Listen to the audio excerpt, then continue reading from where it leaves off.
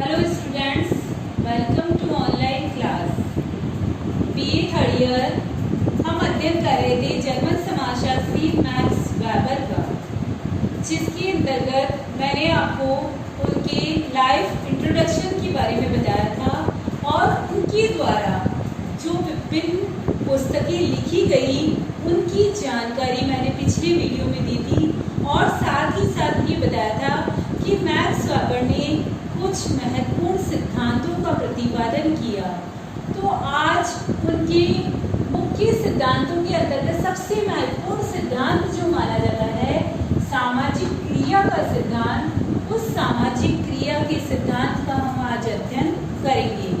सबसे पहले हम सामाजिक क्रिया का अर्थ जानने का प्रयास करेंगे।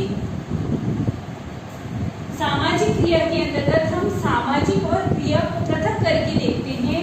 तो क्रिया का अर्थ बताते हैं, क्रिया वह है किसी भी व्यक्ति के द्वारा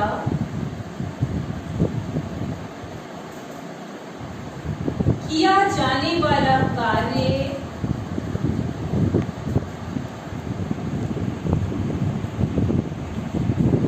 क्रिया के अंतर्गत आता है। यानी कोई भी व्यक्ति यदि कोई कार्य करता है तो वह क्या कहलाती है? क्रिया कहलाती है। किंतु मैक्स वेबर ने सामाजिक क्रिया का सिद्धांत दिया, इसीलिए हमारे लिए सामाजिक क्रिया को जानना आवश्यक है।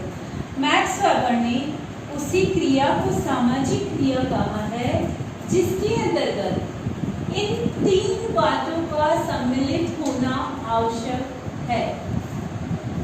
मैक्स वेबर ने कहा सबसे पहली बात जो किसी सामाजिक क्रिया के लिए आवश्यक है वो है कर्ता। यानी एक व्यक्ति के द्वारा की जाने वाली क्रिया जो है वो सामाजिक क्रिया के अंतर्गत नहीं आती, बल्कि दो या दो से अधिक कर्ता का होना आवश्यक होता है। यानी मैक्स वेबर के अनुसार वही क्रिया सामाजिक क्रिया के अंतर्गत आती है जिसके अंतर्गत दो या दो से अधिक व्यक्ति हो। दूसरी बात जो मैक्स वेबर ने बताई है वो है परिस्थिति। यानी कोई भी सामाजिक क्रिया जो है बिना किसी परिस्थिति के संपादित नहीं होती है, अर्थात कर्ता जो है किसी न किसी परिस्थिति में ही क्रिया करते हैं। तीसरी जो बात बताई है वो बताई है प्रेरणा। यानी सामाजिक क्रिया तभी संपन्न होती है जब उस कार्य को करने के लिए किसी प्रकार की कोई न कोई प्रेरणा दी जाती है। अतः मैक्स वेबर के अनुसार सामाजिक क्रिया वही है जिसके अंतर्गत दो या दो से अधिक कर्ता हो, साथ ही साथ उन कर्ताओं के कार्य करने के लिए, क्रिया करने के लिए कोई ना कोई परिस्थिति उत्पन्न हो और उस परिस्थिति के अंतर्गत किसी न किसी प्रकार की प्रेरणा पाई जाती हो, तो ही मैक्स वेबर उस क्रिया को सामाजिक क्रिया कहते हैं। अर्थात वह क्रिया सामाजिक क्रिया है जिसके अंतर्गत दो कर्ता यानी सजीव व्यक्ति जिनके बीच सामाजिक क्रिया संपन्न हो रही है, उनका आपस में एक दूसरे से प्रभावित होना जरूरी है। यदि कोई भी एक व्यक्ति क्रिया करता है और उससे यदि दूसरा व्यक्ति या दूसरा कर्ता प्रभावित नहीं होता है तो मैक्स वेबर के अनुसार वह क्रिया सामाजिक क्रिया नहीं है, क्योंकि मैक्स वेबर ने उसी क्रिया को सामाजिक क्रिया कहा है जिसके अंतर्गत जिन व्यक्तियों के बीच या जिन कर्ताओं के बीच वो क्रिया की जा रही है उन दोनों का एक दूसरे से प्रभावित होना जरूरी है। मैक्स वेबर ने सामाजिक क्रिया की इन तीन महत्वपूर्ण बातों के साथ साथ कुछ विशेषताएं बताई है जिनके आधार पर उन्होंने ये बताने का प्रयास किया है कि कौन सी क्रिया सामाजिक क्रिया के अंतर्गत आती है। सबसे पहली महत्वपूर्ण विशेषता जो मैक्स वेबर बताते हैं वो यह बताते हैं कि व्यक्तियों के भूत, वर्तमान या भावी व्यवहार द्वारा प्रभावित जो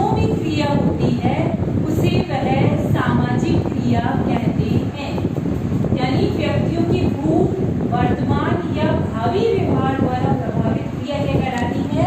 सामाजिक क्रिया कहलाती है। जैसे भूत, किसी व्यक्ति ने, किसी कर्ता ने किसी दूसरे कर्ता को, दूसरे व्यक्ति को भूतकाल में कोई गाली दी है, तो वह व्यक्ति उसका बदला लेने के लिए यदि उसके साथ मारपीट करता है तो मैक्स वेबर उस क्रिया को सामाजिक क्रिया कहते हैं। वर्तमान में कोई नेता के भाषण देने से यदि पीछे जो दर्शक हैं या अन्य व्यक्ति जो हैं वो नारे लगाते हैं तो वह क्रिया सामाजिक क्रिया कहलाएगी। और भावी व्यवहार यह होगा कि यदि कोई विद्यार्थी भविष्य में जो स्थिति उत्पन्न होने वाली है, जैसे वो प्रशासनिक सेवा में जाना चाहता है, तो वो उसकी तैयारी जो करता है भविष्य के लिए, वह भी सामाजिक क्रिया के अंतर्गत आती है। यानी कि मैक्स वेबर ये कहना चाहते हैं कि वही क्रिया सामाजिक क्रिया है जो कि व्यक्तियों के भूत, वर्तमान या भावी व्यवहार द्वारा प्रभावित होती है।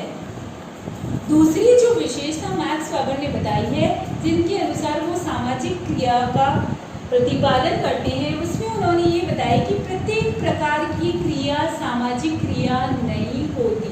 जैसा कि उन्होंने ऊपर भी बताया, सामाजिक क्रिया कौन सी है? जो दो कर्ता के बीच होती है और उन दोनों कर्ताओं का एक दूसरे से प्रभावित होना जरूरी है। अर्थात वो दोनों कर्ता कैसे हैं? सजीव रूप में। इसमें उनका ये कहना है कि यदि एक सजीव है और दूसरा निर्जीव है और उनके बीच किसी प्रकार की क्रिया होती है तो वह सामाजिक क्रिया नहीं है। जैसे बिजली के कड़कने पर बच्चे का डर जाना। बिजली का कड़कना निर्जीव के अंतर्गत आता है, लेकिन बच्चा जो है वो सजीव है, तो उन दोनों के अंतर्गत जो क्रिया होती है वह क्रिया सामाजिक क्रिया नहीं है। तीसरी विशेषता जो उन्होंने बताई है कि प्रत्येक प्रकार का संपर्क सामाजिक संपर्क नहीं होता है।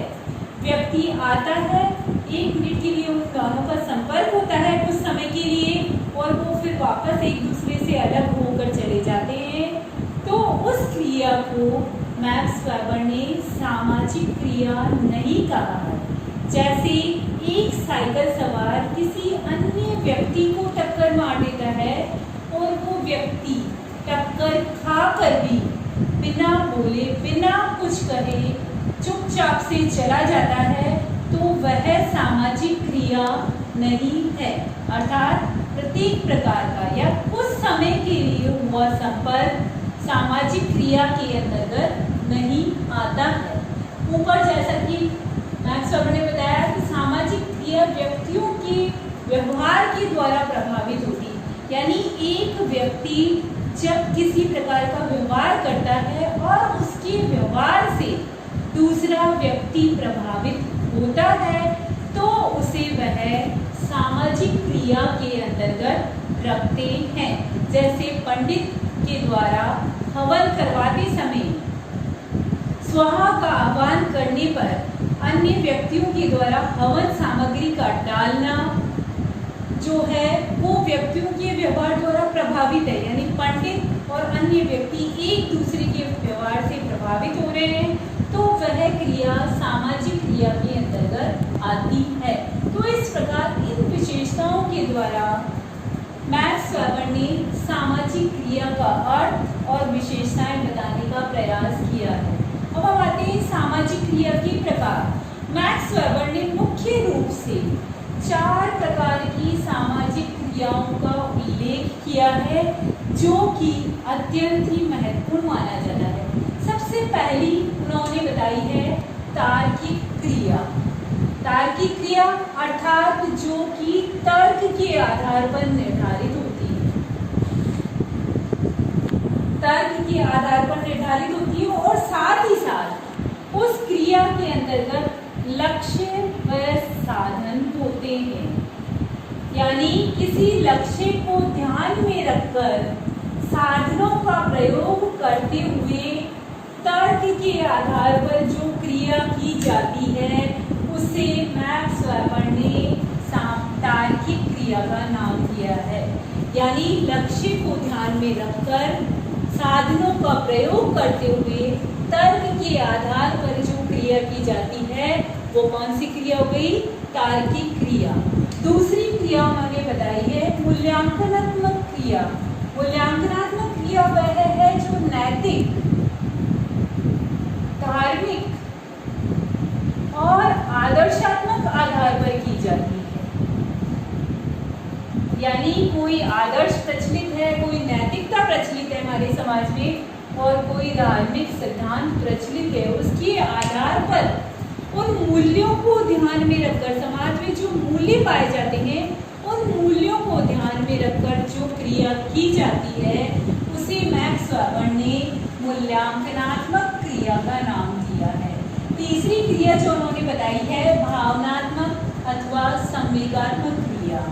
भावना के वशीभूत होकर, संवेग के वशीभूत होकर जिस प्रकार की क्रिया की जाती है, जैसे घृणा, द्वेष, ईर्ष्या, क्रोध इत्यादि के द्वारा जिस वशीभूत होकर जिस प्रकार की क्रिया की जाती है वह क्रिया भावनात्मक क्रिया के अंतर्गत आती है। चौथी और अंतिम क्रिया जो बताई है मैक्स वेबर ने वो बताई है परंपरात्मक क्रिया। परंपरात्मक क्रिया वह है जो कि परंपराओं के वशीभूत होकर संपादित की जाती है। यानी हमारे समाज में जिस भी प्रकार की जो भी परंपराएं प्रचलित है उन परंपराओं के आधार पर जिस भी प्रकार की क्रिया की जाती है उन्हें मैक्स वेबर ने परंपरात्मक क्रिया का नाम दिया है। जैसे अपनी ही जाति में विवाह करना, बुजुर्गों के नियमों का पालन करना, ये सब हमारी परंपराओं में सम्मिलित है। इसीलिए हम इन्हें किस प्रकार की क्रिया के अंतर्गत रखते हैं? परंपरात्मक क्रिया के अंतर्गत रखते हैं।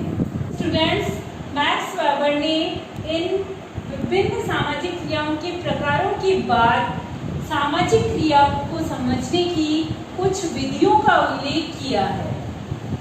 उनने मुख्य रूप से जो विधियां बताई है वो दो प्रकार की बताई है। एक तो बौद्धिक विधि और दूसरी प्रत्यक्ष अवलोकन विधि। बौद्धिक विधि और दूसरी भावनात्मक विधि। पहली जो बौद्धिक विधि है उसके उन्होंने दो प्रकार बताए हैं। पहला है तर्काश्रित विधि और दूसरी है गणिताश्रित विधि। ऐसी विधि जो बुद्धि के आधार पर समझी जा सकती है उसे किस प्रकार की विधि कहेंगे? बौद्धिक विधि कहेंगे। और जो अपनी भावनाओं के आधार पर, विवेक के आधार पर समझी जा सकती है उसे किस प्रकार की विधि कहेंगे? भावनात्मक विधि। बौद्धिक विधि का जो पहला प्रकार है वो तर्काश्रित विधि, जो ऐसी विधि जिसे समझने के लिए तर्क का सहारा लेना पड़ता है तो उसे उन्होंने तर्काश्रित विधि कहा है। और गणिताश्रित विधि, जैसे 2 + 2 क्या होते हैं? 4। तो इस प्रकार की जिस भी प्रकार की विधि को इस्तेमाल किया जाता है, प्रयोग में लिया जाता है, उसे गणिताश्रित विधि के नाम से जाना जाता है। भावनात्मक विधि में पहली जो आती है प्रत्यक्ष अवलोकन। जैसा कि हम अनुसंधान के अंतर्गत भी पढ़ चुके हैं कि क्षेत्र में जाकर प्रत्यक्ष रूप से उद्देश्यपूर्ण अध्ययन करना प्रत्यक्ष अवलोकन है। दूसरी विधि जो भावनात्मक आती है वो है व्याख्यात्मक, जिसके अंतर्गत जो तथ्य एकत्रित किए गए हैं उनकी व्याख्या करना कहलाता है, व्याख्यात्मक विधि के अंतर्गत आता है। हालांकि मैक्स वेबर का जो सिद्धांत है वो समाजशास्त्र में अत्यंत ही महत्वपूर्ण माना जाता है, किंतु हम सब देखते हैं यदि कोई भी सिद्धांत दिया जाता है तो उसमें कोई ना कोई कमियां जरूर होती है। तो मैक्स वेबर के सिद्धांत में जो महत्वपूर्ण कमियां मानी जाती है वो ये है, पहला तो यह है कि नकारात्मक स्वैबर ने जिस सामाजिक क्रिया का अध्ययन किया है या जिस सामाजिक क्रिया के बारे में बताया है, उन्होंने उसका नकारात्मक विश्लेषण किया है। नकारात्मक विश्लेषण से मतलब है कि उन्होंने हमेशा यही बताया है कि किस प्रकार की क्रिया सामाजिक क्रिया नहीं है। इसी प्रकार से उन्होंने पूरी सामाजिक क्रिया को बताया है। इसीलिए सबसे पहली कमी उनमें यही आती है कि मैक्स वेबर ने सामाजिक क्रिया का हमेशा नकारात्मक विश्लेषण किया है। व्यक्तिपरकता, पूरी तरह से सामाजिक क्रिया का जो सिद्धांत है उनका, वो व्यक्ति पर ही आधारित है। व्यक्ति के आधार पर उन्होंने पूरे सामाजिक क्रिया के सिद्धांत को समझाने का प्रयास किया है। तीसरी कमी जो आती है मैक्स वेबर के सामाजिक क्रिया के सिद्धांत में, वो आती है कि ये मनोवैज्ञानिक सिद्धांत है, क्योंकि उसने जैसे भावात्मक क्रिया के बारे में बताया है, मूल्यांकनात्मक क्रिया के बारे में बताया है, तार्किक, ये सारी क्रियाएं जो है मनुष्य की मानसिक स्थिति से संबंधित है।